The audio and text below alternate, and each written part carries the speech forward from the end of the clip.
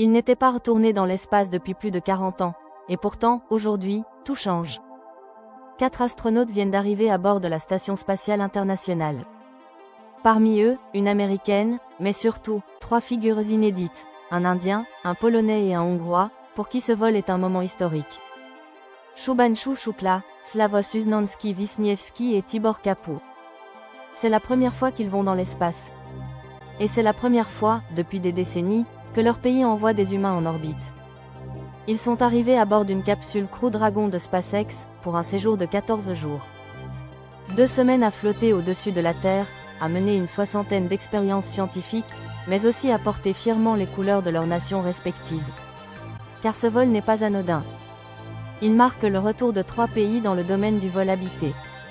Un retour très attendu.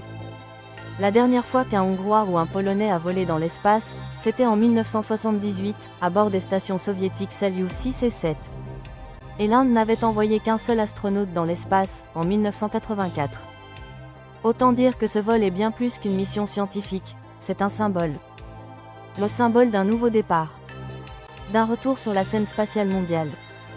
Pour l'Inde, l'enjeu est encore plus grand. Le pays prépare son propre programme spatial habité, Gaganyaan.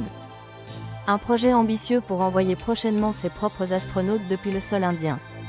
Et Shubhanshu Shukla, à bord de cette mission, fait partie des 4 astronautes sélectionnés pour cette future étape. Il ouvre donc la voie. En Pologne et en Hongrie aussi, cette mission ravive une mémoire collective oubliée. Pendant des décennies, ces pays ont été absents du vol habité.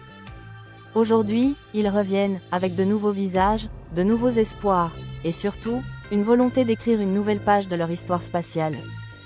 C'est aussi la première fois que ces 3 pays envoient des astronautes à bord de l'ISS. Leurs prédécesseurs volaient dans des stations soviétiques. Mais aujourd'hui, ils s'intègrent pleinement à la coopération internationale. Et ce partage ne s'arrête pas à la science.